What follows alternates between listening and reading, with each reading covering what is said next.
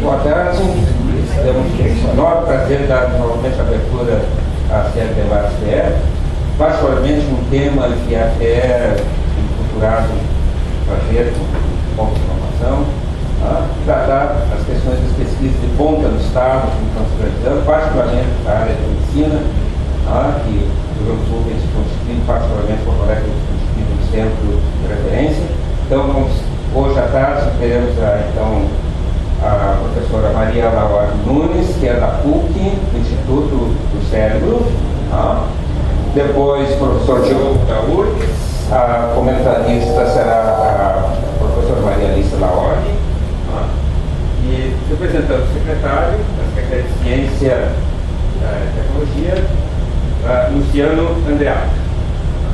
Então, a gente poderia chamar a mesa as pessoas e eu faria uma pequena apresentação da titulação e da área de cada um dos nossos palestrantes.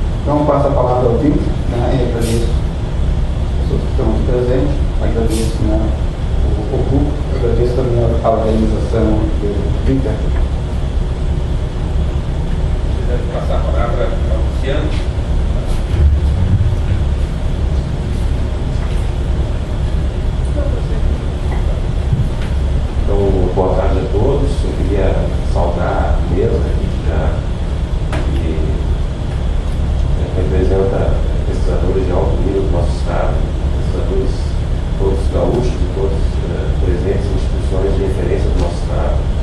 Saudar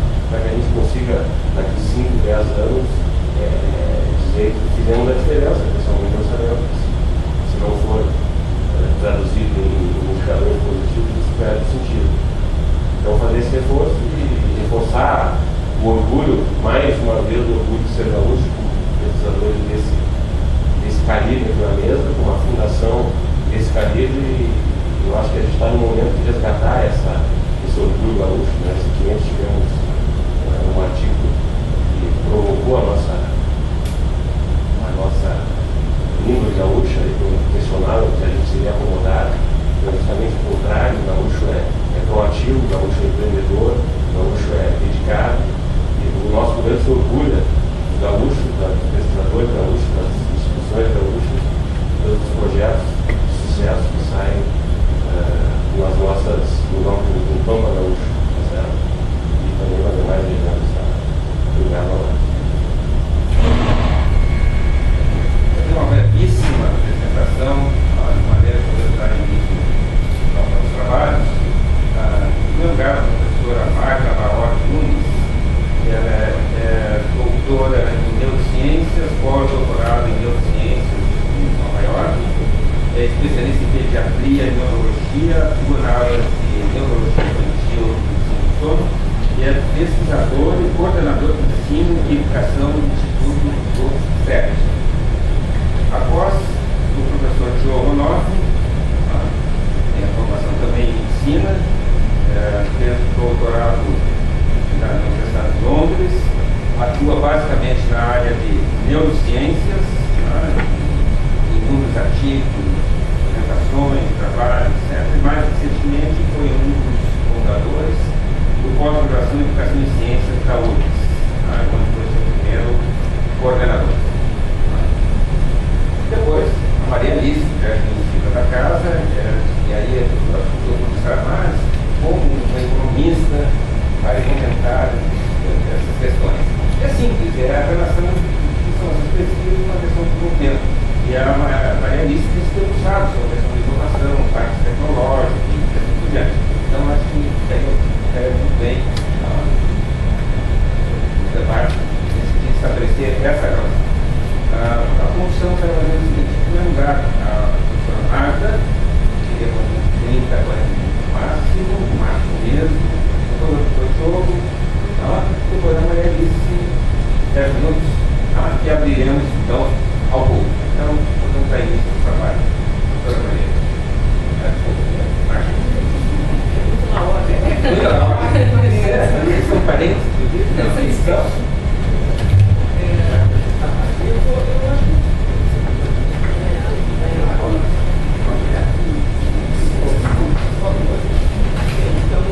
Boa tarde a todos, obrigada pelo convite para mostrar um pouco aqui da nossa experiência aqui com esse projeto do Instituto do CEP.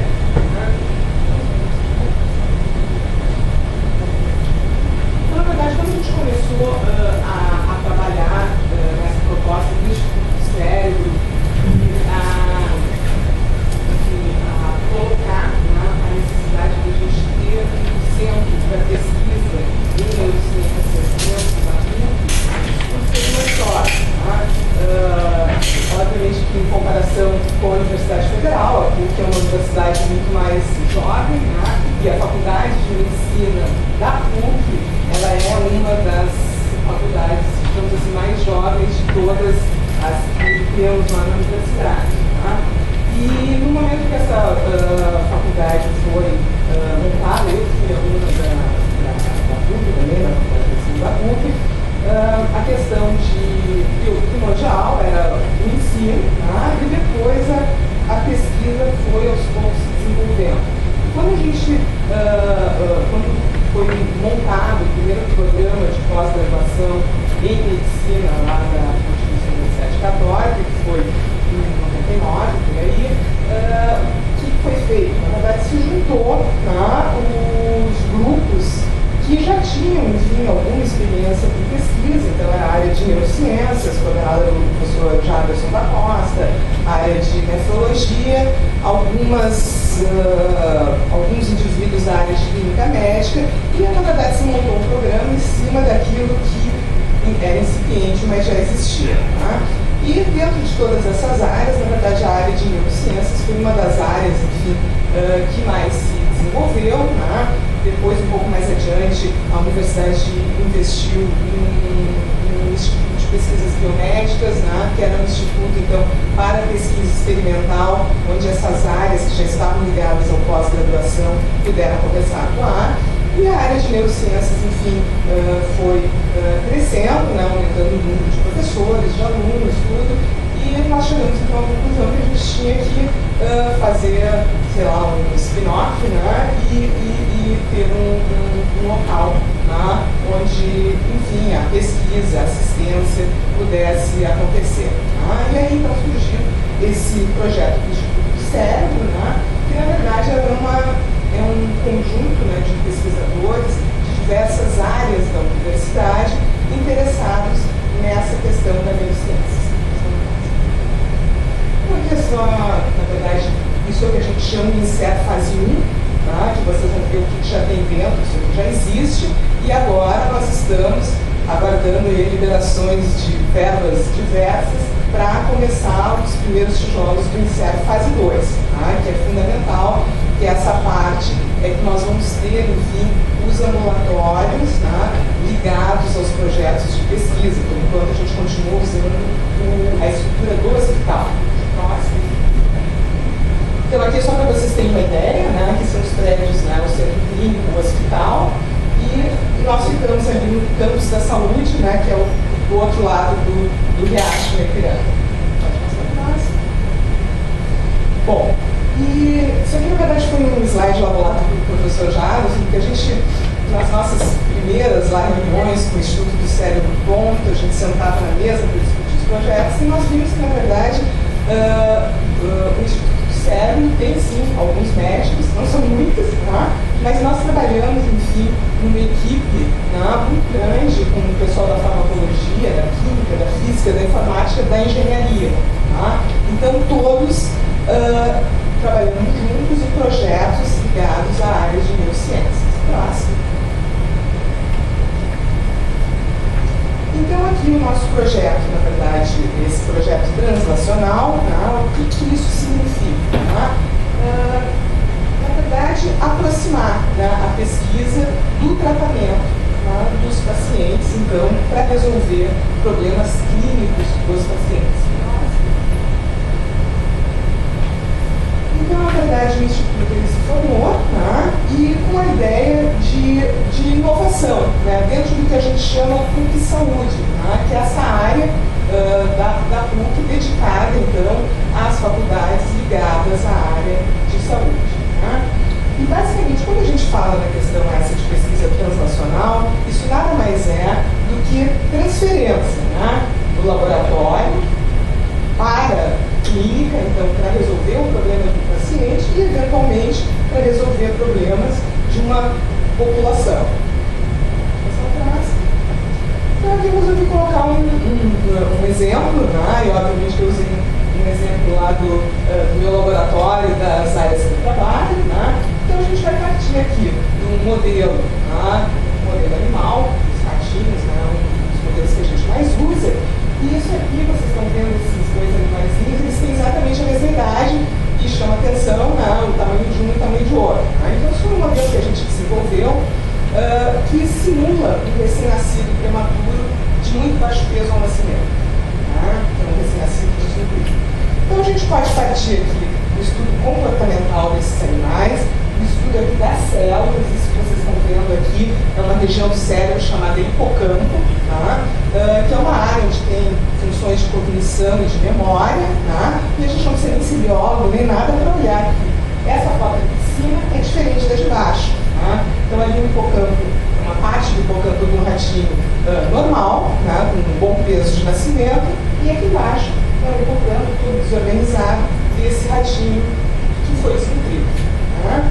Bom, então isso aqui, a gente tem um modelo, né, e o que a gente quer é entender algumas coisas que acontecem com esses pacientes ou, eventualmente, tentar resolver, né, problemas que a gente ainda não tem solução. Como esse exemplo aqui embaixo, né, essa aqui é uma paciente lá do nosso programa de cirurgia de epilepsia, que tem crises convulsivas de muito difícil controle, já passou por diversos medicamentos, medicações. O que vocês estão vendo aqui aqui nessa parte posterior aqui da cabeça são cicatrizes de quedas, tá?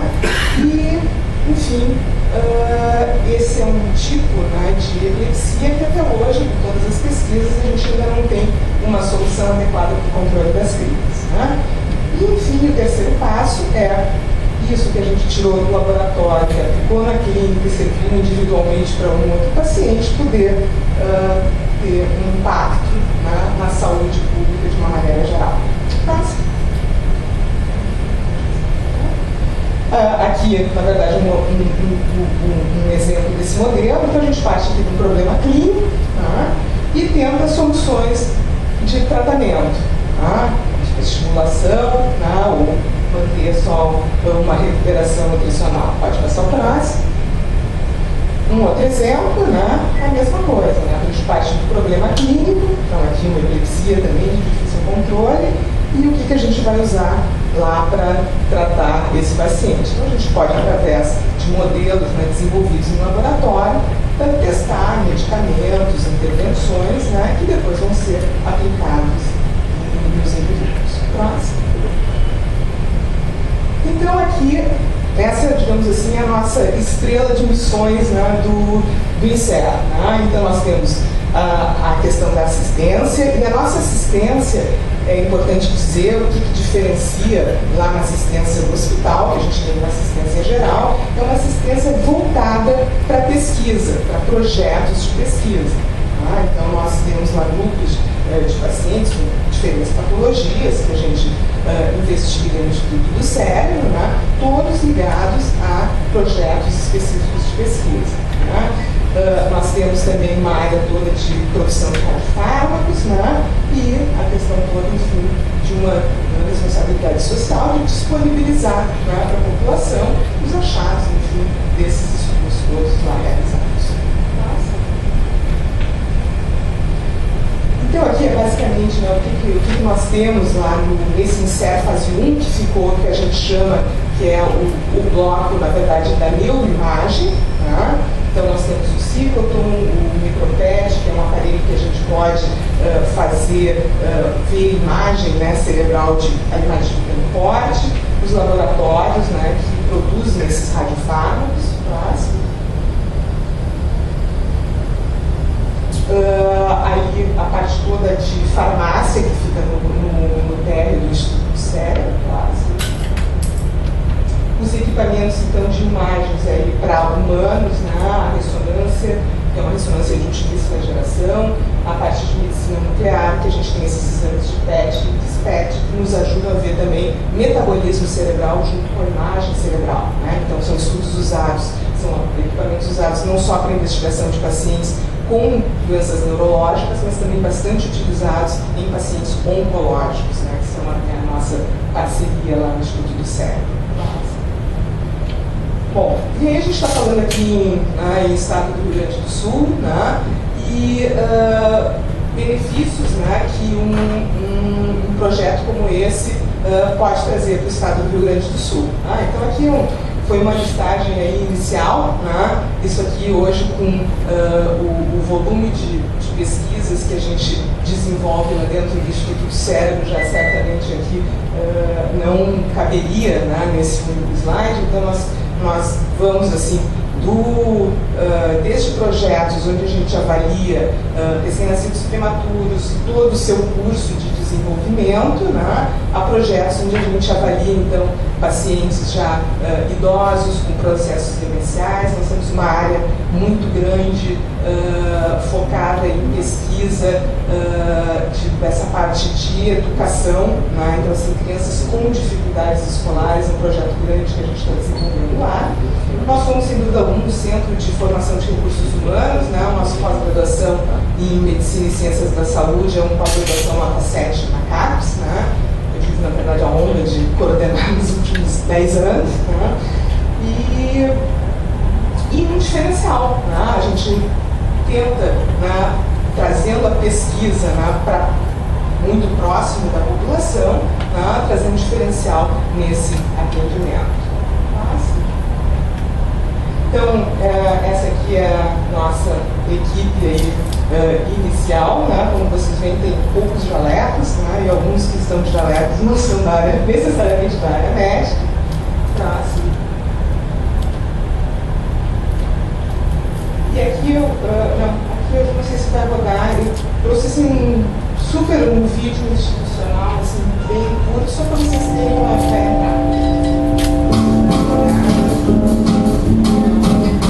O Instituto do Cérebro localiza-se no campus da PUC-RS, junto ao Complexo Hospitalar São Lucas, e foi criado com o objetivo de aproximar as pesquisas clínicas e básicas à assistência ao paciente.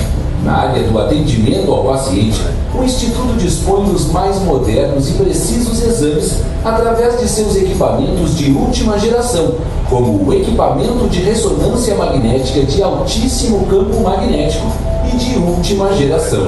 Possibilita estudar com grande detalhamento e precisão todos os sistemas do corpo humano, proporcionando uma investigação diagnóstica de excelência para as diferentes especialidades médicas. ETCD, equipamento que une os recursos diagnósticos da medicina nuclear e da radiologia, ideal para a detecção de câncer e doenças neurodegenerativas.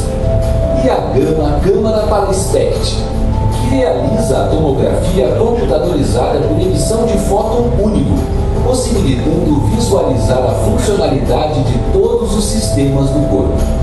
Ciclotron, acelerador de partículas projetado para produzir radioisótopos utilizados no diagnóstico de doenças oncológicas, neurológicas e cardíacas. Localizado no Centro de Produção de Radiofármacos, onde estão os laboratórios de produção, controle da qualidade farmacêutica, controle da qualidade biológica e de pesquisa. Esses laboratórios situam-se próximos ao ciclotron para permitir o transporte rápido e seguro dos radioisótopos às células quentes e bancadas de trabalho. Conveniado com os maiores planos de saúde, nosso centro de imagem dispõe de realização de exames e pesquisas voltadas ao benefício do paciente. O médico que o solicita pode acessá-los pela internet. Já na parte de pesquisa, o INSER atua em parceria com diversas instituições e sua equipe, com experiência internacional, desenvolve pesquisas em neurociências com a participação de pesquisadores da área da saúde, física, química, engenharia e ciências humanas, sempre focados em estudar o cérebro. O Instituto abriga o Centro de Pesquisa Pré-Clínica, uma unidade de vanguarda que possui um sistema integrado de imagem molecular micropet e de tomografia computadorizada. Funcionando com base no conceito Core Facility, o INSER oferece a contratação de serviços de neuroimagens para pesquisadores e seus projetos, além de abrigar colaborações intra- e interinstitucionais, e também permite a contratação de seus serviços. Instituto do Cérebro do Rio Grande do Sul, referência nacional e internacional em neurociências. Bom, então isso só assim para concluir, né? Então a gente, na verdade, a gente tem uma estrutura não só que apoia os nossos projetos de pesquisa, como também nós temos, na verdade, como apoiar, né, projetos de pesquisas de outras instituições e que necessitam, enfim, de equipamentos e das facilidades que nós temos lá no Instituto do Cérebro. Então eu acho que era basicamente isso. Só mais um slide, que na verdade a nossa página, né, na internet, enfim, tem todas essas pesquisas e linhas, o que a gente faz lá de uma forma mais detalhada. Mas eu acho que era basicamente isso, e depois a gente fica aberto aí para as discussões. Obrigada pela atenção.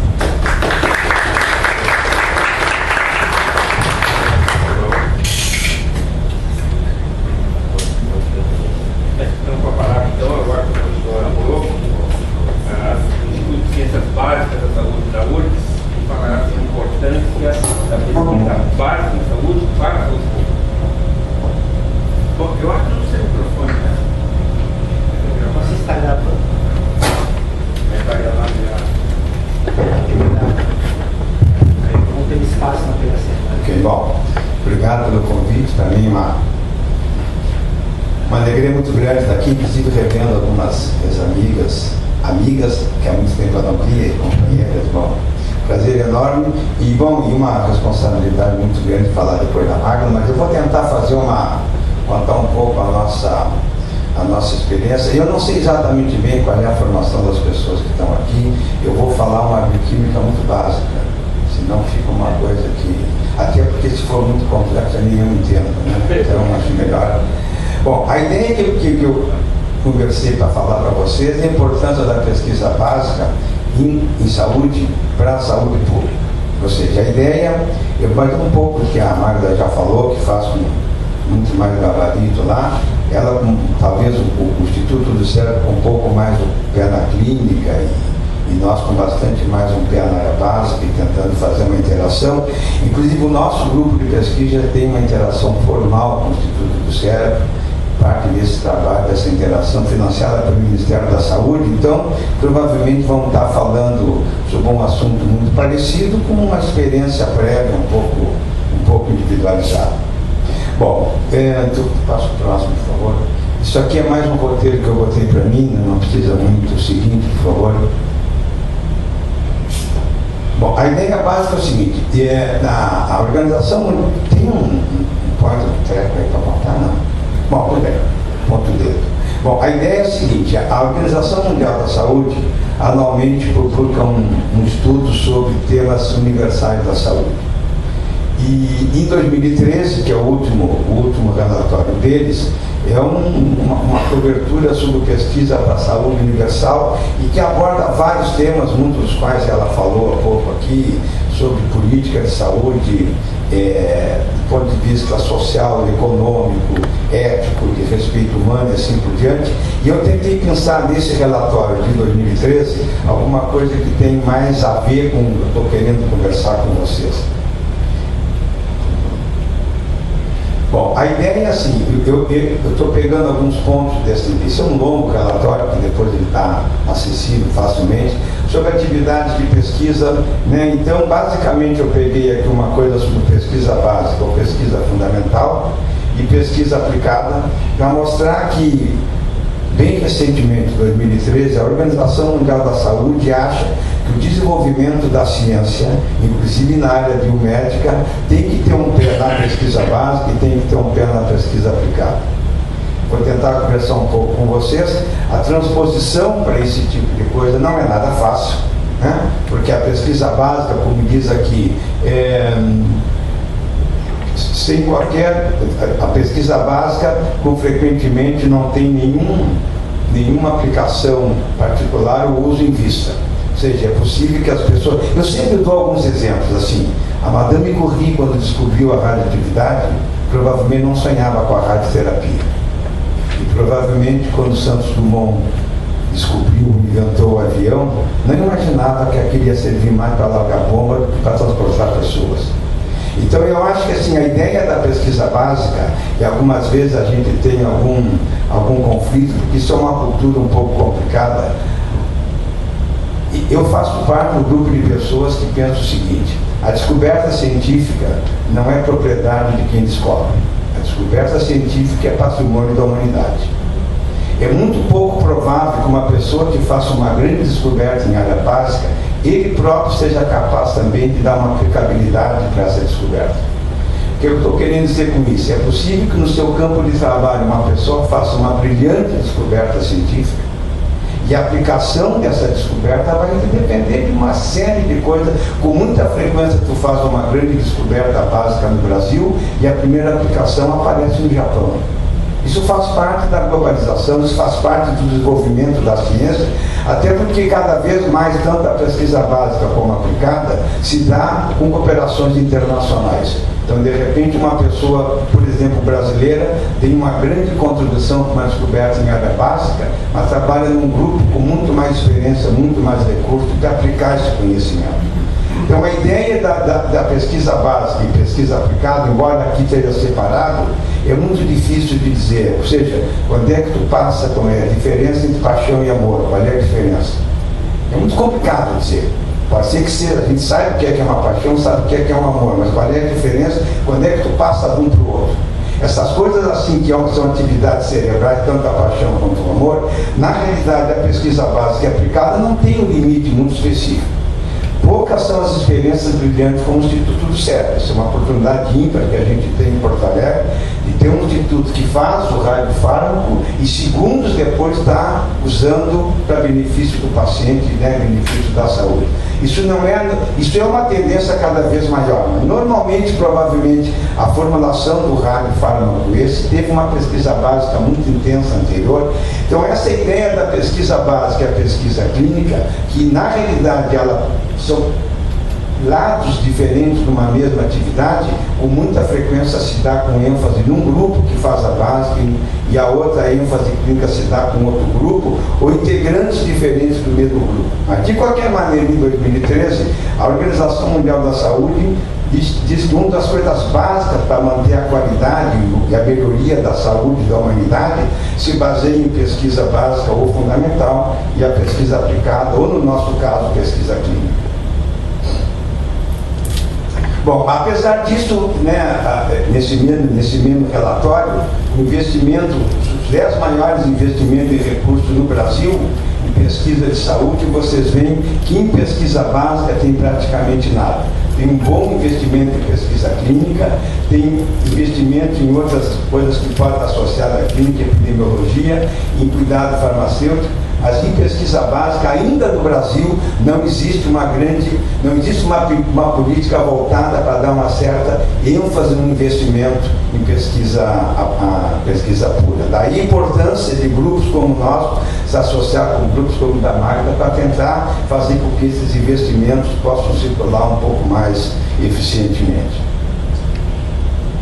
Bom, com isso então, o que se chama de pesquisa translacional, que eu nem sei se essa terminologia está muito atualizada, eu até me surpreendi aparecer na Organização Mundial da Saúde essa terminologia em 2013.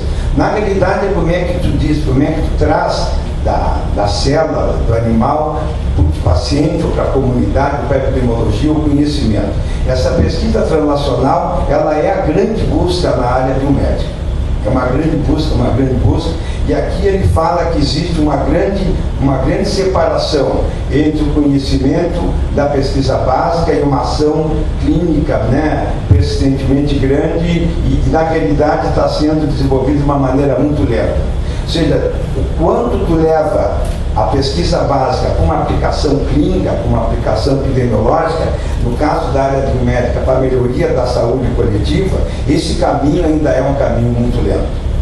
Isso falta muito. Eu, por exemplo, não tenho nenhuma cultura em transformar os meus resultados em pesquisa de neurociência básica em aplicação clínica experimental. Eu não tenho cultura, eu não tenho jeito, eu não tenho... A ética é diferente. Uma coisa é tu trabalhar com tubo de ensaio, outra coisa é tu trabalhar com aquela criancinha que a Magda mostrou.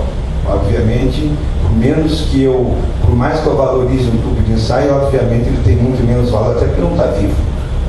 Bom, então essa ideia de que essa pesquisa translacional é uma busca muito grande e ele está tendo uma grande ênfase nesse relatório da Organização Mundial da Saúde. Isso é uma coisa que eu quero depois, se vocês se interessarem, que a gente pudesse discutir um pouco sobre isso. Embora estejamos na frente de um economista, não é só o aspecto econômico que é muito importante. Eu estava falando com uma moça que estava me entrevistando aqui. A ideia do dinheiro é importante porque o dinheiro é pouco o dinheiro público é pouco para a demanda pública. O que tu investe em ciência e tecnologia, em saúde, tu tira da educação, tu tira da segurança, tu tira da agricultura, tu tira da energia. Isso não tem como fugir. Então, na realidade, essa ideia de desenvolver a cultura de uma atividade translacional de pesquisa, sair do básico, entrar no ser humano, na coletividade, na epidemiologia, na prevenção, isso aí, se a gente facilitar esse caminho e economizar essa caminhada, sobra mais recursos para investimentos em outras áreas que com frequência são muito mais importantes para a saúde pública que a ciência. Né? Que é o cuidado básico, que é a educação adequada, que é a informação social, que é a mudança de hábitos de vida, e tudo isso demanda recurso, nada assim. Então, eu acho que isso aí, a pesquisa translacional, embora ela seja importante, ela é um pedaço da busca de investimento que a gente quer que tenha para favorecer, por exemplo, a saúde pública. Bom, mas no que se refere especificamente à saúde mental, o Relatório Mundial da Saúde, O único que eu tive acesso mais recente foi em 2001. Embora em 2013 tenha mostrado grandes linhas gerais de como melhorar a saúde na humanidade, não sei o quê, no que se refere à saúde cerebral, no que se refere a doenças cerebrais, o último relatório que eu encontrei em 2001, portanto, os dados que eu vou botar aqui, eles são muito mais marcantes do que eram há 12 anos atrás. Hoje são muito mais marcantes do que eram há 13 anos atrás, quando saiu esse relatório. Bom, isso aqui é a carta da diretora, então, do estudo, né, da Organização Mundial da Saúde. Eu tentei pensar algumas coisas em que ela fala que em 2001 tinha 450 milhões de pessoas, isso em 2001, que atualmente viva sofre de perturbações mentais ou neurobiológicas. Ou seja, gente doente da cabeça, 450 milhões em 2001. Então isso é realmente se tu colocar o termo doença cerebral como um termo genérico, é talvez a maior epidemia que possa existir na humanidade. Certo? E ela faz algumas considerações, quer dizer, o quanto as pessoas sofrem silêncio, o quanto... Não, perdão. Isso é uma outra doença também. Desculpa, não. Faço parte dos 450 milhões. Tá? Então, assim, muitas sofrem silêncio, além do sofrimento e da falta de cuidado, tem as fronteiras do estigma, da vergonha, da exclusão, principalmente se a gente considerar que o homem velho, o ser humano velho, portanto o cérebro velho, é muito jovem na humanidade. Para dar uma informação para vocês, ou lembrar um dado, provavelmente você sabe isso melhor do que eu, em 1900, o brasileiro que nascia tinha uma expectativa de vida ao nascimento de 37 anos. Não estou falando 5 mil anos atrás, estou falando há 114 anos atrás. Hoje a expectativa do brasileiro que nasce está beirando os 80 anos. 76, 77, depende do gênero. É que, claro, nessa fase, passar de 76 para 80 anos é uma loucura, né? 4 anos a mais de expectativa de vida de uma sociedade com 200 milhões de habitantes demanda um recurso absolutamente fantástico. Pode parecer pouco, mas quem tem 76 anos sabe o quanto é importante viver até 80. E quem tem 80, o quanto é importante viver até 85. Quem tem 85, até 85,1. Então, você diz que 12, daqui a pouco está contando a vida em segundos, né? Mas isso aí é uma demanda muito grande, é uma coisa assim. Mas então, na realidade, assim, e parte dessa coisa gera muita exclusão. A gente tem muita ideia do quanto o velho é excluído.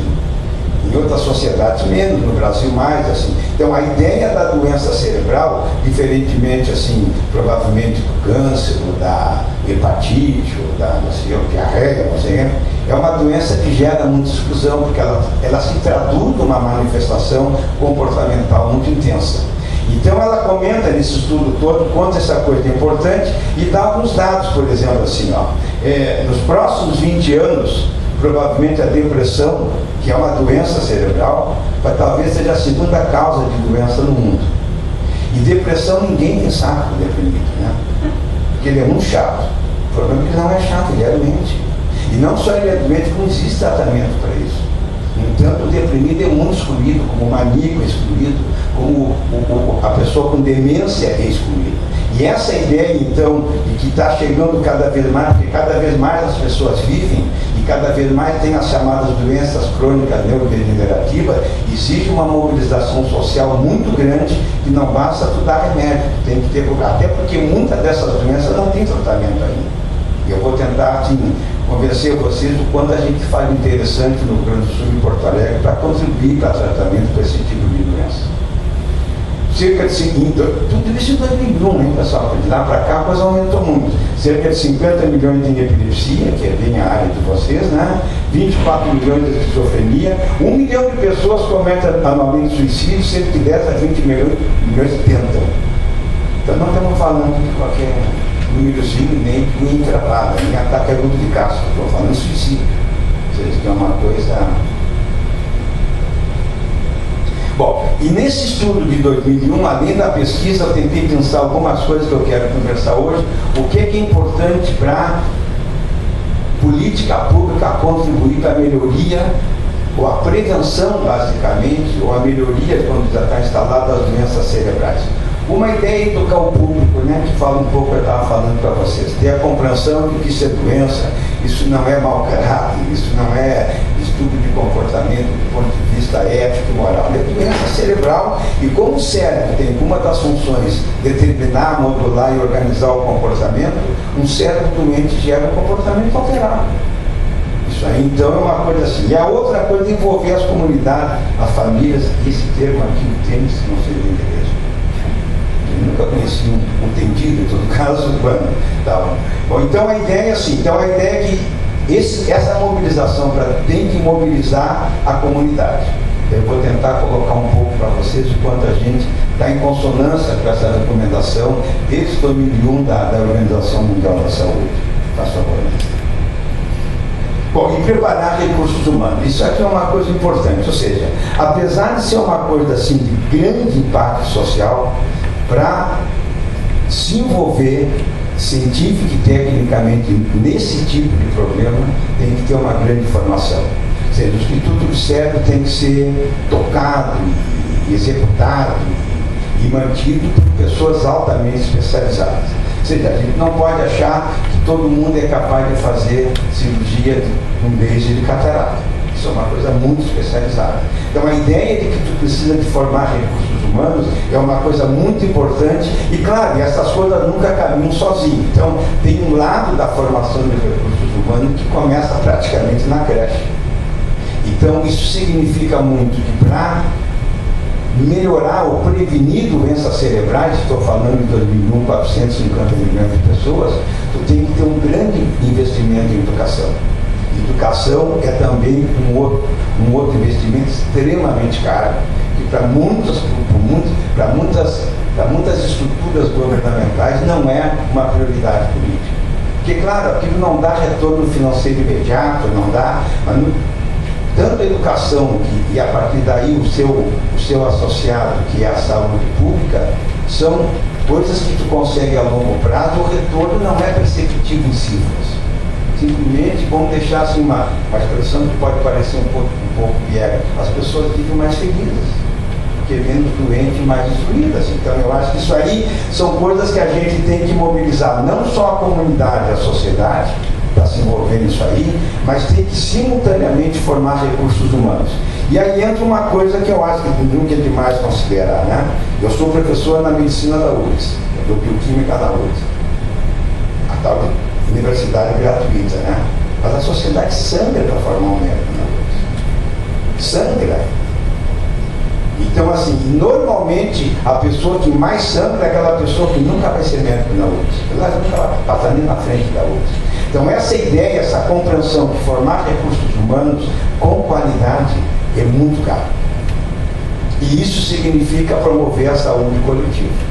Então essa ideia de mobilizar a sociedade através da educação é caro, formar recursos humanos especializados é caro, isso tem que estar em função para melhorar a saúde da humanidade como um todo, da sociedade, porto-alegrense, gaúcha, brasileira, no nível que a gente está atuando. Tá? Bom, voltando agora um pouco para o Brasil, de acordo com a Fundação IBGE, isso é um estudo de 1997, eu não consegui encontrar nada mais. No Brasil, as doenças neurodegenerativas, por exemplo, Alzheimer e Parkinson, que são as mais abundantes, né, mãe? São as mais abundantes, tem uma prevalência de 400 casos por 100 mil habitantes. Bom, de 97 para cá, o Brasil tem muito mais habitantes, e particularmente por causa das doenças neurodegenerativas, que são chamadas doenças cerebrais crônicas, é uma outra maneira de chamar, há uma relação direta com a idade. A demência atinge cerca de 5% dos indivíduos com 65 anos. Isso é uma epidemia astronômica, né? 5% de uma faixa etária é uma coisa... E 20% acima dos 80 anos.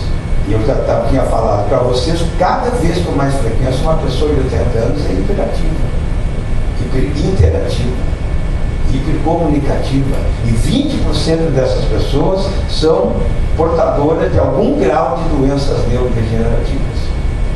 No Brasil, o número de idosos naquela época era 8 milhões. Em 2020 vai chegar a 15 milhões. Se tu pega 20% de 15 milhões, tu imagina quantas pessoas... Sim, é um país, é mais que alguns países, é quase um Uruguai inteiro demente. Tipo, o sinal estava comentando, quem que eu estava comentando? Um pouco sobre o Uruguai, não está aqui. Que é um país que vive muito bem, né, com muita qualidade. Bom, então, próximo slide, por favor, Maria. Bom, enorme custo social e econômico dessas doenças e, ao mesmo tempo, enorme investimento para prevenir essas doenças. Ou seja, a ideia, se a gente fosse fazer uma análise econômica no sentido de que todo recurso pode ter uma aplicação melhor, investir em educação e saúde, sobra dinheiro para investir em outras áreas, porque isso às vezes retorna numa melhoria, numa estratégia mais eficiente de prevenção de doenças cerebrais. Então, aonde eu quero chegar agora, para falar mais uns 15 minutos com vocês, o conhecimento de alterações neuroquímicas, tem um pouco de bioquímica por aqui, como é que o cérebro funciona, como é que ele funciona, tu tem que entender como é que o cérebro funciona, que já é uma coisa complicada, porque o cérebro é o único órgão que pensa em si mesmo, né? Então, assim, tem que ser muito egoísta para se melhorar. Então, assim, a ideia é como é que o cérebro funciona, tu tem que entender, para então entender como é que ele está alterado. As pessoas que têm mais experiência clínica, como a Magda, sabem que com frequência, eu me lembro quando eu comecei a trabalhar minha tese de doutorado com esquerda em modulação da aprendizado e memória, isso era a década de 70. Havia uma previsão, a quantidade de pessoas acima de 60 anos, agora nessa faixa que nós estamos, era uma previsão, vai ser uma quantidade astronômica. E com isso, é enorme a quantidade de pessoas com algum déficit de memória.